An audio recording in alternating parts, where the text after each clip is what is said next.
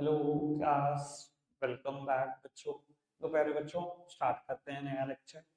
बेटा, नए लेक्चर में डायरेक्टिंग के कुछ दो तीन टॉपिक मेरे पास बचते हैं जो मुझे अभी कराने हैं और खत्म करना है चैप्टर।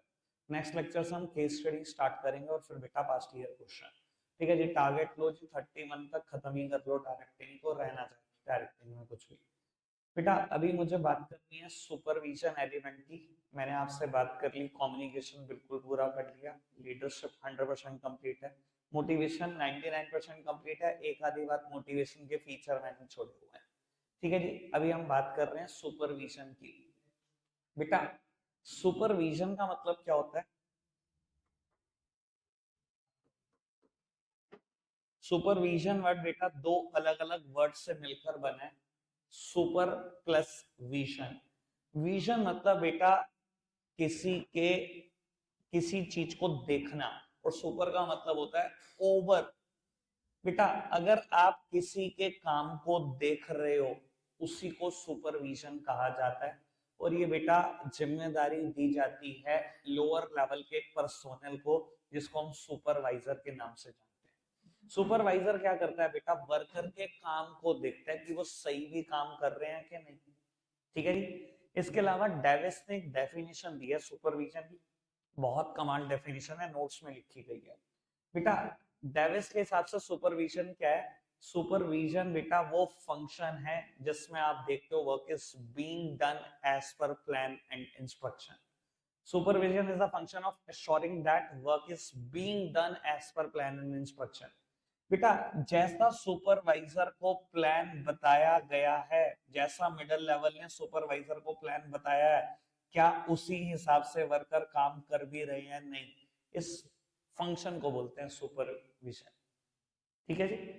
मिडिल लेवल कहीं ना कहीं कोई तो इंस्ट्रक्शन देता होगा ना सुपरवाइजर को कि आपको एक महीने में इतनी यूनिट बनवानी है, ऐसे तैयार करानी है, वर्कर के चोट ना लगे। सब इंस्ट्रक्शन उनकी तरफ से ही तो आती होंगी बेटा। ठीक है ना। सुपरवाइजर अगर ये इंश्योर कर रहा है work is being done as per plan and instruction, तो बेटा इसी चीज को हम सुपरविजन बोलते हैं। अब बेटा रोल ऑफ सुपरवाइजर एक टॉपिक है। ठीक है जी, कुछ और नहीं, बेसिकली तो सुपरवाइजर के फंक्शन है। रोल ऑफ सुपरवाइजर या फंक्शन ऑफ सुपरवाइजर एक ही बात है। अब बेटा कौन कौन से फंक्शन है? देखो, अगर आपको लोअर लेवल के फंक्शन याद है तो भी काम चल जाएगा। अगर आपने पिछली बार का सुपरविजन के सुपरवाइजर के फंक्शन याद किया तो भी काम चल जाएगा। लोअर लेवल के फंक्शन और सुपरवाइजर के फंक्शन में दूर से दूर तक कोई अंतर नहीं। ठीक है। सबसे पहला फंक्शन, नोट्स में हमने थोड़ा स्मार्टली लिखा, लेकिन शुरू के 3 पॉइंट में कोई भी अंतर नहीं है, तीनों point cut copy paste same है। ठीक है जी। सुपरवाइजर क्या है बेटा? Link between the management and the worker. ये बेटा मैनेजमेंट और वर्कर के बीच में लिंक है सुपरवाइजर। ठीक है जी। क्योंकि आप लिंक हो तो आपकी जिम्मेदारी है इनके ऑर्डर, इनके इंस्ट्रक्शन, इनके प्लान, सर्कुलर्स, गाइडलाइंस कम्युनिकेट करना to the worker, as well as बेटा इनकी प्रॉब्लम, इनकी ग्रीवेंसेस। ठीक है जी, इनकी कोई और समस्या, ये सब आप कम्युनिकेट करते हो मिडिल लेवल मैनेजमेंट तक।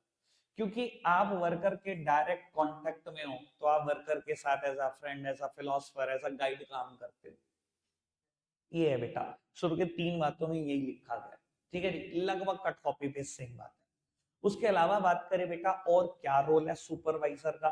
मैंने ना बेटा लीडरशिप पढ़ाते हुए एक बात बोली थी, जब वहां टॉपिक आता ना quality of a good leader, तो दो हेडिंग आई थी, मोटिवेशन स्किल्स और कम्युनिकेशन स्किल्स। तो मैंने आपको बोला था जब सुपरविजन में आओगे ना तो बाकी सारे एलिमेंट आपको लिखने पड़ेंगे। यही बात मैं हम यहाँ बोल देता हूँ। बेटा अब दिमाग में रखो मोटिवेशन को। तो बेटा सुपरवाइजर की जिम्मेदारी है आपको मोटिवेट करने की। कैसे मोटिवेट करेगा? आपकी नीड को आइडेंटिफाई करेगा, उसको सेटिस्फाई करेगा। ये जिम्मेदारी सुपरवाइजर की ही है।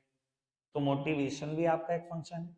इसके अलावा लीडरशिप भी आपका ही फंक्शन है। लीडरशिप में आप क्या करोगे? आप कोशिश करोगे कि आपके बिहेवियर से वर्कर इन्फ्लुएंस हो और अपनी मर्जी से ग्रुप गोल्स अचीव करने के लिए तैयार हो। यही तो था लीडरशिप का बेस।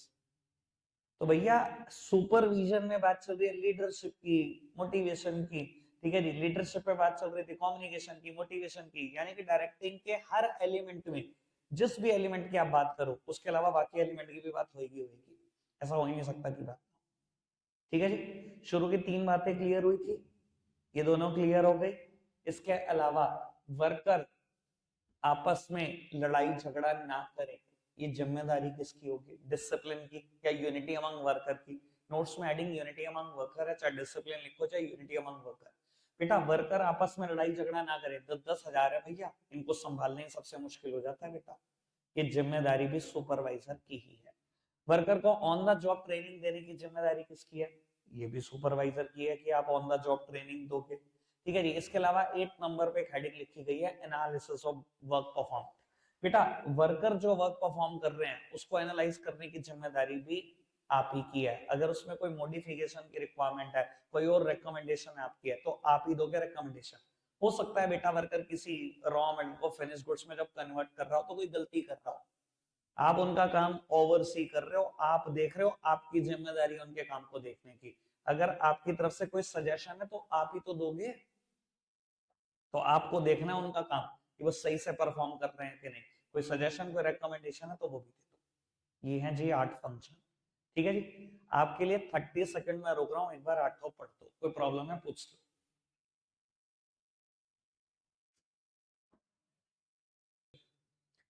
बेटा डन है, समझ में आ गई सारी बात? अगर मैं आपको ये कहूं कि कुछ दिन के बाद हम चैप्टर 1 मैनेजमेंट पढ़ेंगे, nature and significance of management, जब वहां लोअर लेवल के फंक्शन पढ़ेंगे, कट कॉपी पेस्ट सेम बात आएगी, कोई अंतर ही नहीं है। ठीक है जी। आ जाओ बेटा बिल्कुल फ्रंट पेज पर, जहां डायरेक्टिंग शुरुआत हो रही है, डायरेक्टिंग की। डायरेक्टिंग के फीचर्स पढ़ते हैं बेटा। डायरेक्टिंग का पहला फीचर दिया गया, डायरेक्टिंग इनिशिएट्स एक्शन। और बेटा मुझे लगता है ये बात ना मैं टेबल से भी बहुत बार बोलता हूँ। बेटा प्लानिंग स्टेज पे आप सिर्फ ऑर्गेनाइजेशन के लिए गोल सेट करते हो, on the basis of organizational goal सारे लेवल, सारे डिपार्टमेंट, सारे एम्प्लॉय अपने अपने लिए गोल सेटअप करते हैं, यानी कि अल्टीमेटली होते सिर्फ ऑब्जेक्टिव सेटअप है। ठीक है जी। एट ऑर्गेनाइजिंग स्टेज इस गोल्स को अचीव करने के लिए हम रिसोर्सेस को इकट्ठा करते हैं। ठीक है जी। चाहे वो फाइनेंशियल रिसोर्सेस हैं, चाहे वो फिजिकल रिसोर्सेस हैं, इन्हीं गोल्स को अचीव करने के लिए हम ह्यूमन रिसोर्सेस को इकट्ठा करते हैं स्टाफिंग में।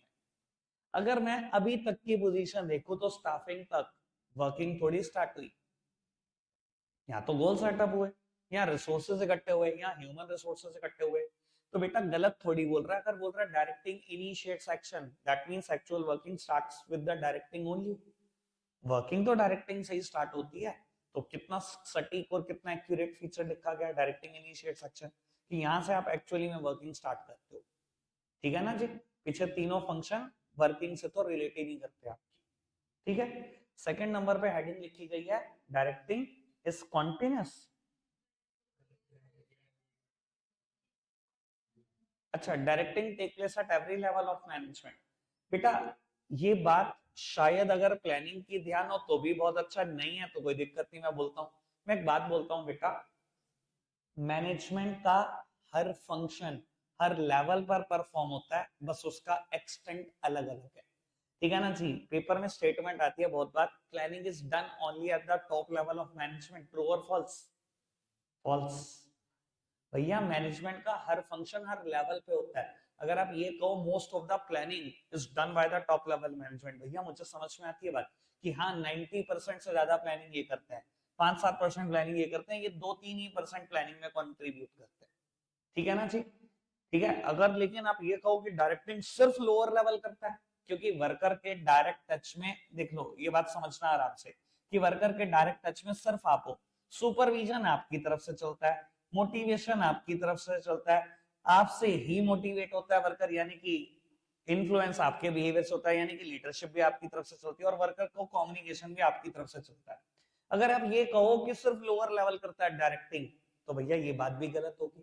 क्यों? अच्छा एक बात बताओ, अगर कभी मिडिल लेवल की कोई जरूरत हो और उसको मोटिवेट करने की जरूरत लगे टॉप लेवल को, तो टॉप लेवल के आपकी नीड सेटिस्फाई नहीं कर सकता, या क्या नहीं करता होगा? सर ठीक है, मिडिल लेवल पे आदमी बहुत अच्छा कमा रहा होता है, लेकिन कमाने के अलावा भी हमारी कुछ जरूरत होती है। कभी कभी हमें ना नॉन फाइनेंशियल इंसेंटिव की बहुत जरूरत पड़ती है। एक टाइम के बाद जब बहुत कमा चुके होते हो ना, तो पैसा मोटिवेट नहीं करता, लेकिन नॉन फाइनेंशियल चीजें तभी भी मोटिवेट कर देती हैं। पता है आपको? आज ना कभी कभी ऐसा लगता है यूट्यूब पे कोई बहुत बढ़िया सा कमेंट कर देता है ना भाई साहब, मुझे पूरे दिन के लिए मोटिवेशन मिल जाता है। अभी मुझे लगता है कि पैसा इतना नहीं मोटिवेट कर सकता मुझे। तो भैया मोटिवेशन चाहिए होता है मिडिल लेवल को भी।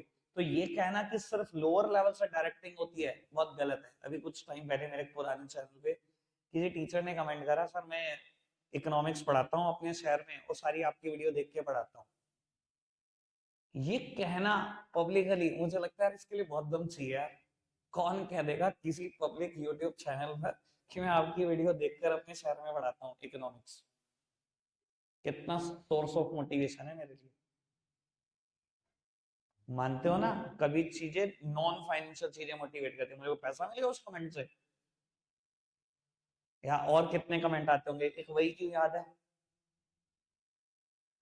ठीक है पुत्र जी, समझ में आती है बात। तो भैया सारी डायरेक्टिंग सिर्फ लोअर लेवल से नहीं चलती। Directing take place at every level of management, that simply means directing is pervasive. ठीक है ना, प्लानिंग का एक फीचर है, प्लानिंग इज परवेसिव। ठीक है जी, वही ये इसका मतलब है, बस हाँ हेडिंग चेंज है थोड़ी सी। ठीक है बेटा, थर्ड नंबर पे लिखा है डायरेक्टिंग इज कंटिन्यूअस। बेटा कंटिन्यूअस है डायरेक्टिंग मतलब। बाबू लिखना कैसे, अगर आपको याद है कि मैं 11th में ये बात बोला करता था जब परपेचुअल सक्सेशन एक फीचर पढ़ाया करता था कंपनी का। मेंबर्स में कम, मेंबर्स में go out but company continue to operate. यहाँ मतलब थोड़ा सा स्टेटमेंट चेंज कर देना, मेंबर्स में कम, मेंबर्स में go out but the show off directing goes on. पता नहीं कितने इंसान आएंगे और कितने चले जाएंगे, पर बेटा डायरेक्टिंग कभी नहीं रुकेगी। आप खुद बताओ, एक्चुअल वर्किंग रुक सकती है यार? एक्चुअल वर्किंग रोकने का मतलब है ऑर्गेनाइजेशन खत्म हो गया है। यानी कि जब तक ऑर्गेनाइजेशन चलती जाएगी डायरेक्टिंग का शो भी कॉन्टिन्यूस है बेटा, चलता ही जाएगा, ये नहीं रुक सकता। ठीक है ना जी, समझ में आती है बात। फोर्थ नंबर पर हेडिंग लिखी गई है directing flows from top to bottom. बेटा यानी कि डायरेक्टिंग डाउनवर्ड स्लोप करती है, तो गलत थोड़ी है बेटा, बिल्कुल सही तो है। अच्छा एक बात बताओ, अगर आप बड़े लेवल वाले हो तभी तो छोटे लेवल का काम देखोगे, या छोटे लेवल वाला बड़े लेवल का काम देखेगा कि ठीक कर रहा है कि नहीं। यानी कि सुपरविजन कैसे चलेगा, डाउनवर्ड्स। ठीक है जी, मोटिवेशन कैसे चलेगा, डाउनवर्ड्स। भैया आप कैपेबल हो इनकी जरूरत सेटिस्फाई कर सकते हो, आप इनकी नीड सेटिस्फाई कर सकते हो, ये कर सकते हैं आपकी नीड सेटिस्फाई, है इनके पास इतने रिसोर्सेस, है आपके पास रिसोर्सेस, आप कर दोगे लोअर लेवल की नीड सेटिस्फाई, या मिडिल लेवल कर लेगा टॉप लेवल की नीड सेटिस्फाई अगर जान भी ली तो उनकी जरूरत।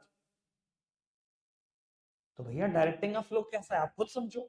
डायरेक्टिंग का फ्लो टॉप टू बॉटम है। अपर लेवल लोअर लेवल की नीड सेटिस्फाई कर सकता है, अपर लेवल लोअर लेवल का काम देख सकता है ठीक कर रहा है कि नहीं, अपर लेवल इन्फ्लुएंस कर सकता है अपने बिहेवियर से आपको। क्लियर है जी बात, पक्का से समझ में आता है। बेटा fifth heading directing bring stability and balance, ये 2 मिनट के बाद होगी। ठीक है, आप प्रिंसिपल ऑफ डायरेक्टिंग एक टॉपिक है, 1-1.5 पेज के बाद वहां पर पहुंच जाओ। प्रिंसिपल्स ऑफ डायरेक्टिंग मतलब समझते हो उस चीज का।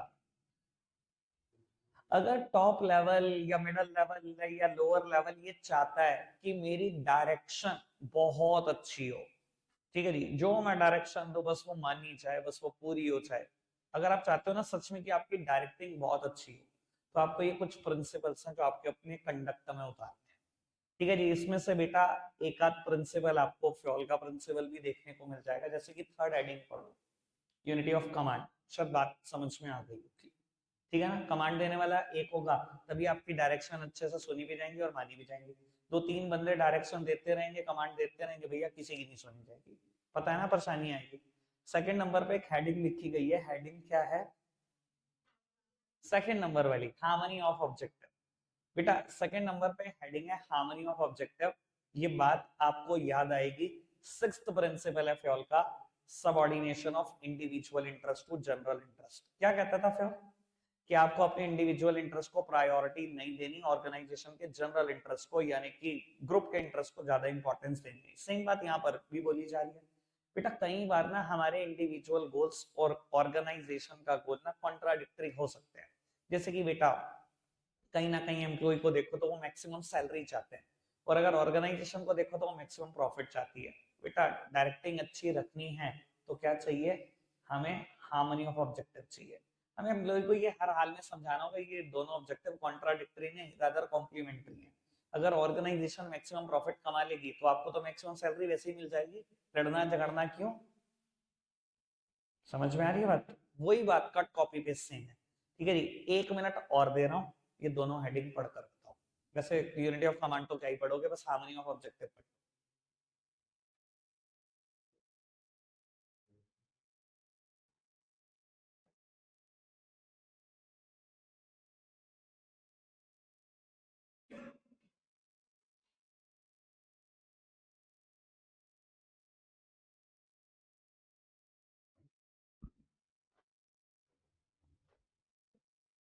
ठीक है,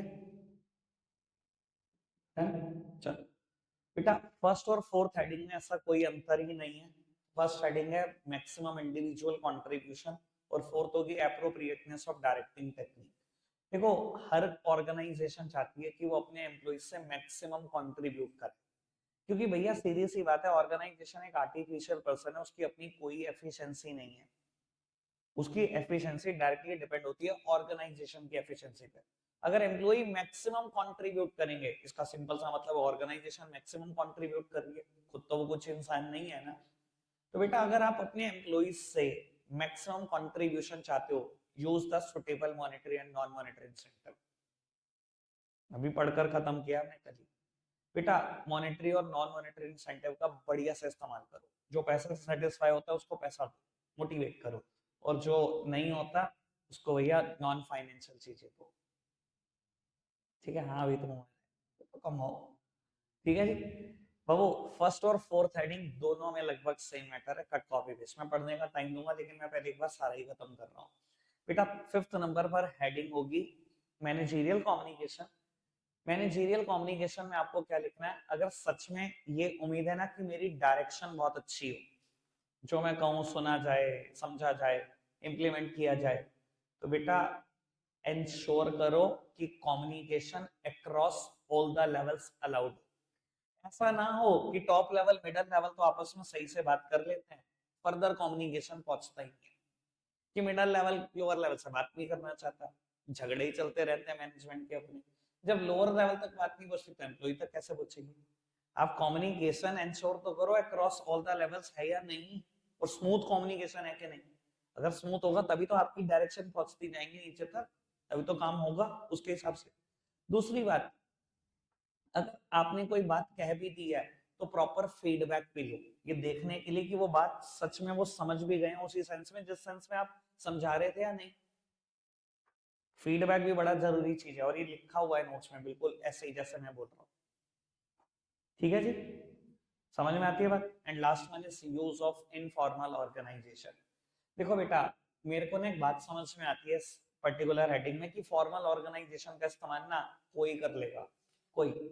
मैं कहता हूं आप एमबीए हो या नहीं हो, आपका एक्सपीरियंस है या नहीं है, अगर एक फॉर्मल ऑर्गेनाइजेशन डिजाइन की गई है, उसका इस्तेमाल सबको करना है।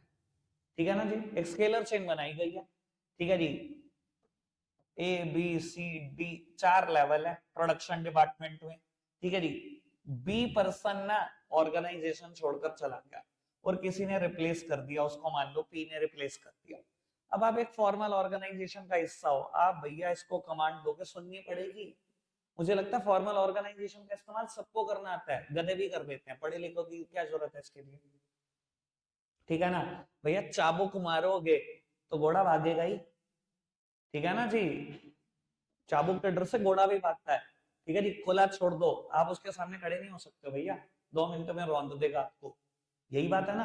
तो फॉर्मल ऑर्गेनाइजेशन का इस्तेमाल तो कोई भी कर लेगा, डर है ना, वहां खौफ है कि जॉब चली जाएगी, नहीं मानूंगा तो, इंस्ट्रक्शन नहीं पूरी करूंगा तो भैया आपको, लेकिन सच में अगर डायरेक्शन अच्छी करने का शौक है तो आपको इनफॉर्मल ऑर्गेनाइजेशन का इस्तेमाल करना आना चाहिए, फ्रेंडली एटमोस्फेयर में काम निकलवाना आना चाहिए। मुझे लगता है वहां ज्यादा आउटपुट आता है। समझ में आती है बात? और ये खाली मुझे नहीं लगता, बुक को भी लगता है आपकी, कि use of informal organisation, informal organisation का इस्तेमाल करने से डायरेक्शन अच्छी होती है,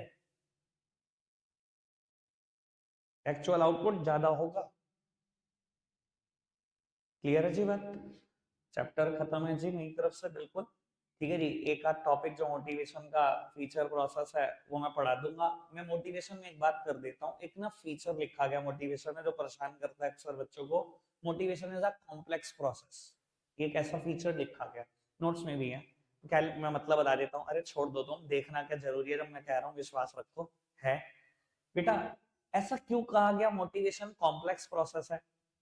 सर देखो, थ्योरेटिकली गप्पे मारना ये बात के और 2 सेकंड में ये बात बोल देना, वर्कर की जरूरत आइडेंटिफाई करो, सेटिस्फाई करो, हो गया मोटिवेशन। कितना आसान है।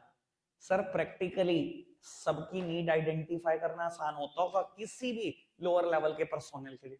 मैं कहता हूं आप सुपरवाइजर हो, आपके नीचे 100 वर्कर है। मान लो ऑर्गेनाइजेशन ने डिसाइड किया था स्पैन ऑफ कंट्रोल 100।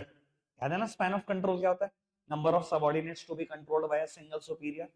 कि आपके नीचे 100 वर्कर उन्होंने दे रखे हैं, आप सुपरवाइजर हो। सर 100 लोगों की जरूरत आइडेंटिफाई करना, इट्स नॉट अ जोक, ये मजाक नहीं है। हर एक की जरूरत अलग है, हर एक की परिवार की कंडीशन अलग है। हर एक की जरूरत आप आइडेंटिफाई नहीं कर सकते, और अगर आइडेंटिफाई भी हो जाए तो आप सेटिस्फाई नहीं कर सकते। बहुत अजीब अजीब समस्याएं हैं लोगों की जिंदगी में। That's why motivation is regarded as a very complex process. ठीक है ना जी? कि बोलने सुनने के लिए अच्छा हो सकता है, नीड आइडेंटिफाई करी, सेटिस्फाई करी, हो गया मोटिवेशन। लो बोलने मैंने 5 सेकंड लगाए, पर ये इतना आसान नहीं। ठीक है, समझ में आ गया वो फीचर? चलो लगता है आज के लिए इतना ही है मेरे बच्चों। Bye bye.